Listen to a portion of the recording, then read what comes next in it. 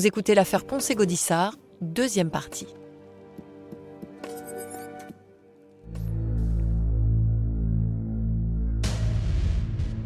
Poncet-Gaudissart a grandi à Marseille. Yonou Teyanou, journaliste indépendant. Dans un quartier populaire, son père était garagiste, ils étaient 4 frères et sœurs. Un logement très exigu, assise dans une pièce. Poncet-Gaudissart décrit une enfance difficile, avec un père alcoolique.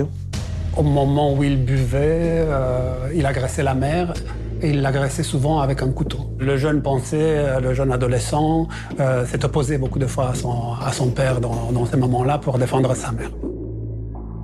L'image d'identification du père, c'est un homme Yves Tirode, expert psychiatre. qui manie le couteau et qui agresse les femmes. On s'aperçoit qu'il a reproduit tout ça petit à petit au fur et à mesure de sa carrière de prédateur. Au regard de son casier judiciaire, on se rend compte que dans les années 70, il multiplie les agressions sexuelles. Il y a une première agression qu'il commet quand il a 17 ans. Il agresse une voisine.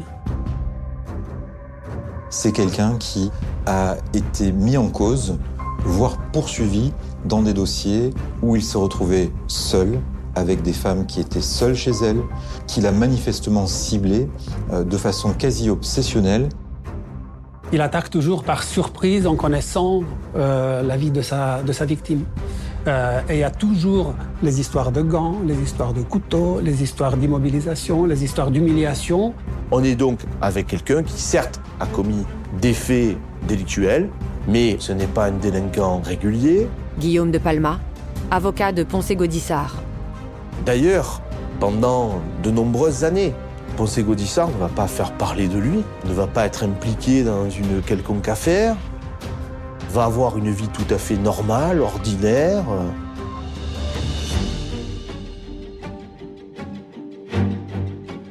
En 1994, Gaudissart a 38 ans, il semble réinséré, il est marié, il a un gosse.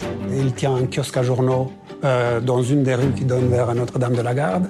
Tout se passe bien dans sa vie et puis il y a une jeune femme qui va venir et qui va lui sourire. Patrice Reviron, avocat de la famille d'Audrey et de Chantal. Et sans doute que ce sourire est tout à fait banal, mais pour lui, c'était loin de l'être. C'est une personne qu'il connaît, qu'il voit tous les matins. Il va nourrir cet espoir qu'il y a une relation qui s'est instaurée entre eux, particulière, qui va faire qu'il va se mettre à suivre cette jeune femme, jusqu'à savoir où elle habite, à s'introduire à son domicile alors qu'elle est avec son enfant, et malgré la présence de cet enfant, eh bien, il va la violer. À l'issue de son méfait, Gaudissart est rentré chez lui. Daniel Bianco, directeur d'enquête. D'après les éléments que nous a communiqués son épouse, il s'est mis à table à manger sans laisser paraître qu'il venait de commettre ce genre de fait. Sauf que la victime l'a tout de suite reconnu et elle a bien sûr déposé plainte tout de suite à la police. Et les policiers sont venus le lendemain matin le chercher. Une fois interpellé, Gaudissart reconnaît l'ensemble des faits qui lui sont reprochés. Il explique qu'il voulait humilier cette dame. Gaudissart avait le sentiment que toutes les femmes le rabaissaient, avaient un regard dédaigneux à son encontre et il focalisait là-dessus. Il pensait que la victime avait été injuste. Injuste parce qu'elle lui avait fait comprendre qu'une relation pouvait naître, alors qu'en vérité, il s'est aperçu qu'il n'en était absolument rien. On pourrait dire qu'il se fabrique un cinéma dans sa relation avec ses femmes. Et à un moment donné, en fait, il ne supporte plus cette relation fantasmée. Il considère que ces femmes-là, dans le fond, le méprisent. Ces femmes-là le rejettent. Ces femmes-là n'ont aucune considération pour lui. En quelque sorte, il se ressent humilié, rejeté, et il va finir par se venger. Cette fois-ci, les actes de Gaudissart sont qualifiés de viol. Ces agressions précédentes étaient des agressions sexuelles pour lesquelles il a été condamné à 2 ans au maximum. Cette fois-ci, c'est un viol. Cette fois-ci, il va passer devant une cour d'assises. Gaudissart est condamné pour 10 ans. Il va passer 6 ans en prison. Il va sortir en 2000 pour bonne conduite.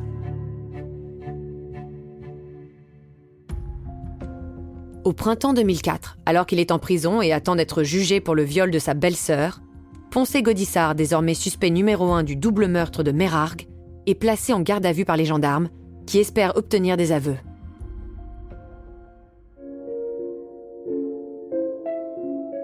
Gaudissart est en prison suite au viol sur sa belle-sœur, Muriel. Et le 12 février 2004, les gendarmes l'extraient pour l'interroger sur le double assassinat de Meyrargues. Là, nous sommes en présence, mes collaborateurs et moi, quelqu'un qui est entièrement fermé, qui ne répond que par oui ou par non. Mais il va quand même donner aux enquêteurs quelque chose qui va les intriguer, c'est que 1 an après les faits, il va se rappeler avec détail le programme de télé qu'il a pu regarder ce soir-là.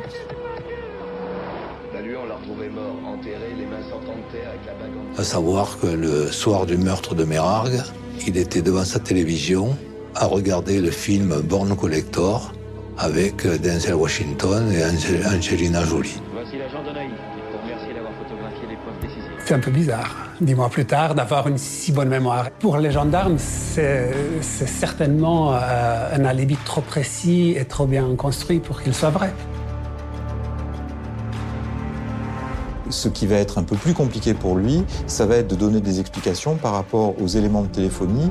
Gaudissart déclare que le dimanche soir et le lundi, son jour de repos, il n'avait pas quitté son studio. Or, on arrive à démontrer que c'est faux, car le téléphone, le sien, a borné à l'extérieur de la maison.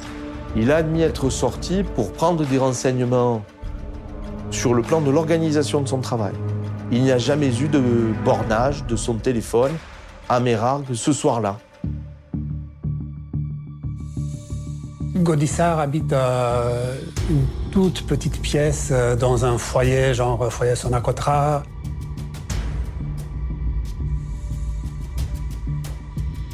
Et les gendarmes vont perquisitionner cette chambre.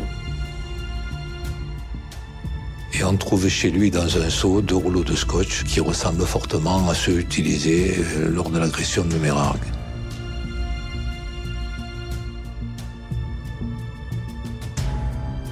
Il donne des explications qui ne sont pas crédibles, indiquant qu'il avait trouvé ça en bordure de route à l'occasion d'une de ses tournées en bus. Poncé Gaudissart nie tout. Et les enquêteurs n'ont pas vraiment encore d'éléments pour l'attraper. L'enquête va être difficile en ce qui concerne Poncé Gaudissart. Pourquoi ? Parce que manifestement, c'est un bon candidat, mais il y a un obstacle majeur. C'est que l'ADN, qui était la clé de ce dossier, n'est pas le sien. Il se trouve que Gaudissart avait déjà été prélevé et comparé quand tous les chauffeurs de car avaient été prélevés 1 an auparavant pendant l'enquête. Ça ne donne rien. L'ADN sur la porte vitrée, c'est pas l'ADN de Gaudissart. On parlait d'indices à son encontre. Il s'agit d'un indice en sa faveur. Du coup, ils arrêtent la garde à vue avant que les 48 heures soient écoulées pour garder une carte à la main pour pouvoir l'utiliser plus tard quand, éventuellement, ils auront plus d'éléments à lui reprocher. Nous rendons à la Société des cars du Pays d'Aix et nous saisissons l'ordinateur d'Audrey. Les gendarmes ont fouillé dans l'ordinateur d'Audrey et ils ont trouvé une lettre du ministère de la Justice qui demandait une saisie sur le salaire de Gaudissart pour indemniser les anciennes victimes de viol. Absolument personne était au courant du passé judiciaire de Gaudissart. Lorsqu'il a été employé, aucun casier judiciaire n'avait été demandé. En réalité, son passé de violeur lui revient en pleine figure et il se trouve que c'est précisément Audrey qui va être le vecteur de ce courrier. Lorsque Audrey a eu le document en ses mains, elle a nécessairement convoqué Gaudissart pour lui poser des questions. Donc on peut imaginer assez facilement que Poncet Gaudissart est devenu, à cet instant-là, une bombe à retardement. Les gendarmes ont beaucoup d'espoir. Quand ils découvrent ça, ils se disent « Ah, on a le mobile ». Et ils ressortent Gaudissart de prison pour l'interroger. Poncet Gaudissart va être arc-bouté en niant totalement le fait qu'il ait pu avoir un contact direct avec Audrey par rapport à ce courrier du fonds de garantie. L'interrogatoire de Gaudissart se poursuit, tard, quasiment toute la nuit. Vers 3-4 heures du matin, on sent qu'il commence à fatiguer. Et c'est là qu'il rétorque « Je ne me sens pas coupable ». Il se reprend aussitôt en indiquant « Mais je ne suis pas un monstre quand même ». Pour moi, enquêteur, c'est un semi-aveu. C'est pas « je suis coupable », la phrase. C'est « je ne me sens pas coupable ». Alors je me dis, moi, de mon côté, naïvement, que si c'est là un des seuls éléments de l'accusation, le dossier, il est bien pauvre. Alors qu'il n'y a pas d'ADN, il n'y a pas de témoignage, la justice va décider quand même de renvoyer l'affaire devant une cour d'assises. En se disant, à vous de décider s'il est coupable ou innocent.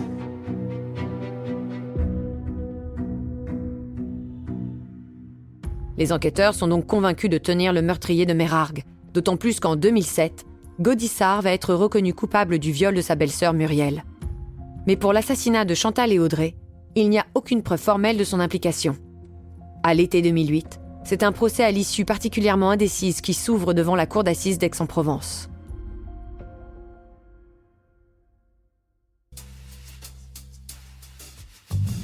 Gaudissart a été jugé et condamné à 15 ans de prison pour le viol de sa belle-sœur.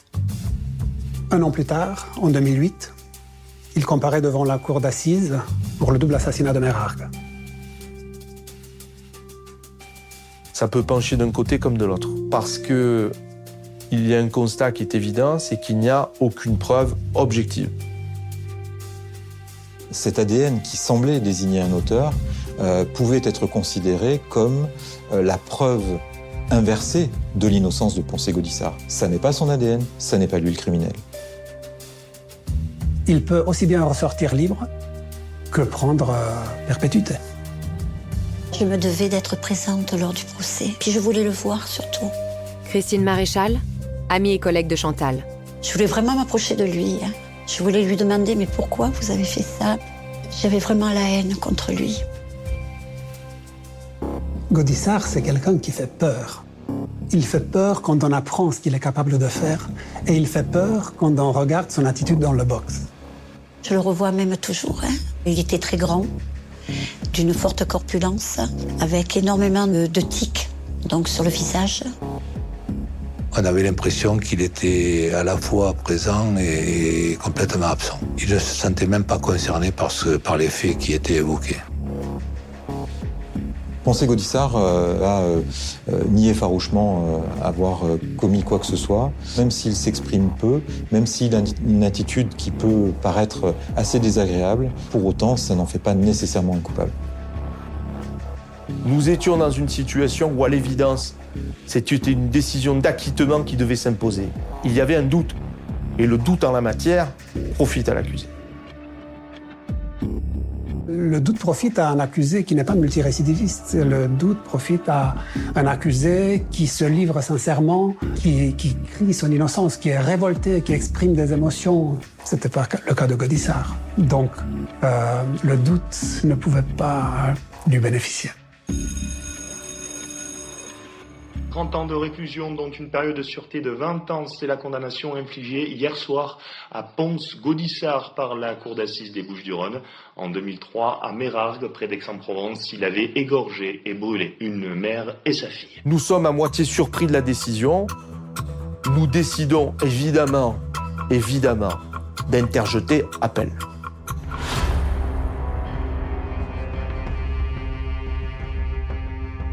En attendant le procès en appel, il y a quelque chose d'énorme qui se passe. Le laboratoire de l'IRCGN, donc de la gendarmerie se rend compte que l'ADN qui était prélevé sur la scène de crime de Meyrargues match. La tenue de ce procès ne peut pas avoir lieu sans que l'on sache qui est cette personne dont on vient de retrouver l'ADN et qui est peut-être soit l'auteur unique, soit le complice de Poncé Gaudissart. Je vais voir mon client, je lui en fais état. Guillaume de Palma, avocat de Poncé Gaudissart. Il n'est pas réellement surpris. On se dit, est-ce qu'il va y avoir quand même un procès? Je réponds en disant oui, il va y avoir un procès. Mais le procès, il va durer peut-être une journée. On va vous dire qu'on est désolé, on s'est trompé.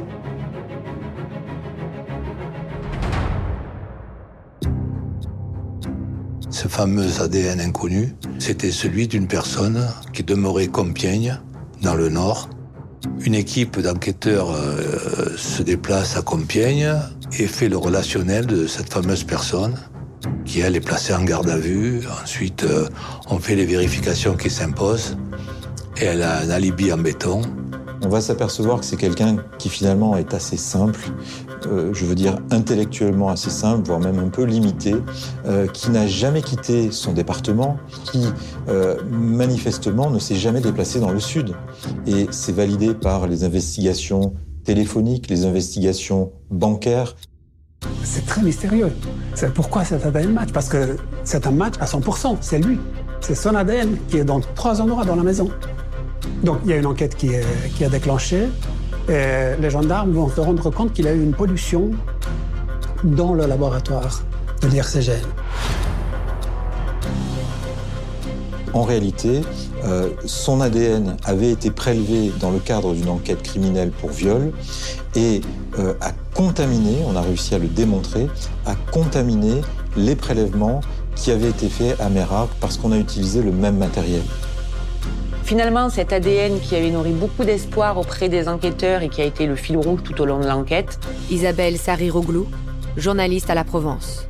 n'a rien apporté si ce n'est des fausses pistes.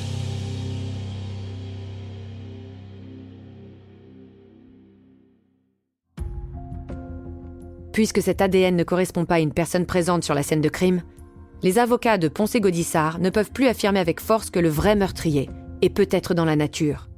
Le chauffeur de bus est donc fragilisé à l'ouverture de son procès en appel, le 14 mars 2011.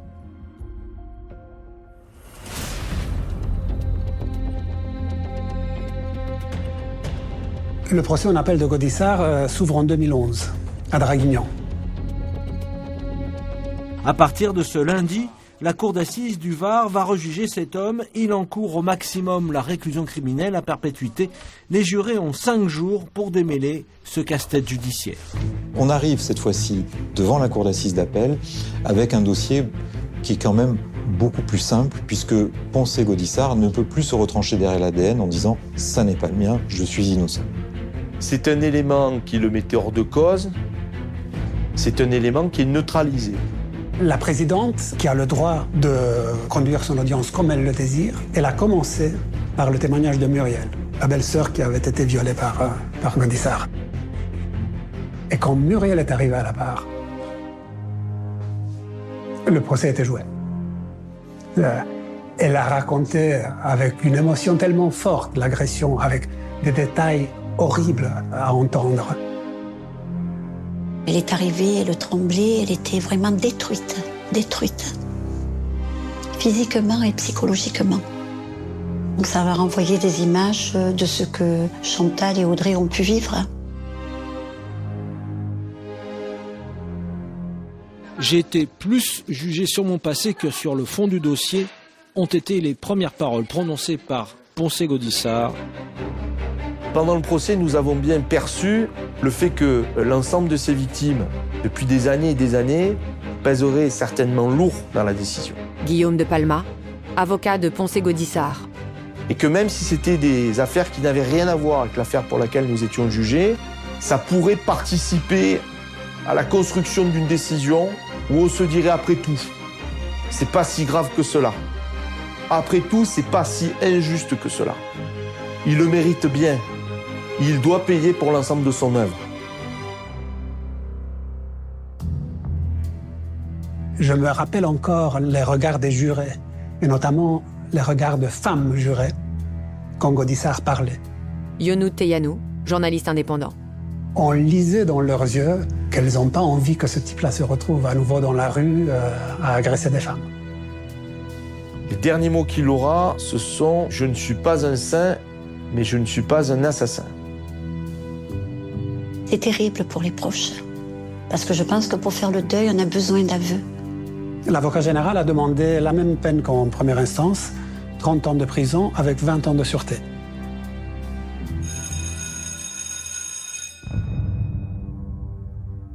Les jurés sont partis délibérer, ils sont revenus très vite, ce qui était mauvais signe pour Gaudissart. Et ils sont allés au-delà des réquisitions. C'est assez rare. Ils ont condamné Gaudissart à perpétuité avec 22 ans de sûreté. Je voulais vraiment qu'il ne sorte plus jamais de cette prison. C'est ce que je souhaitais vraiment le plus, pour pas qu'il recommence à faire du mal aux autres. Muriel a eu un sentiment de soulagement et de justice rendue. Jacques Tartonson, avocat de Muriel.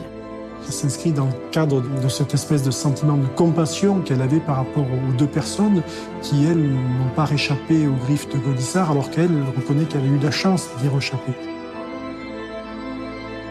Chantal, c'était une personne formidable et que j'oublierai jamais. Et on se disait, tu verras, quand on sera vieille, on se mettra sur un banc, on se racontera toutes les bêtises qu'on a pu faire.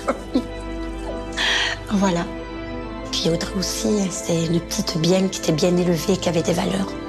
Maintenant, je vois que les belles images de toutes les deux. Voilà. Et elles ne seront jamais gravées dans mon cœur.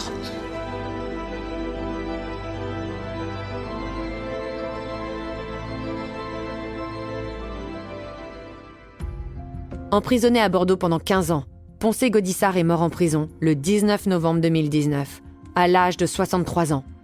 Muriel a tant bien que mal réussi à poursuivre sa vie. Sans aveu, la famille et les amis d'Audrey et Chantal n'ont de leur côté jamais réussi à faire leur deuil. Vous venez d'écouter Au bout de l'enquête. Si vous avez aimé ce podcast, vous pouvez vous abonner sur votre plateforme de podcast préférée et suivre Initial Studio sur les réseaux sociaux. Au bout de l'enquête est un podcast coproduit par Initial Studio, Enibas Productions et France Télévisions, adapté de l'émission audiovisuelle éponyme produite par Enibas Productions et France Télévisions. Un épisode écrit et réalisé par Olivier Rosenwag. Vous pouvez retrouver l'émission Au bout de l'enquête sur France 2 ou en replay sur France TV. Production exécutive du podcast, Initial Studio. Production éditoriale, Sarah Koskiewicz et Astrid Verdun, assistées de Marie Agassan et Cypriane Ligère. Montage, Joanna Lalonde. Avec la voix de Julie Drey et Marie Drucker.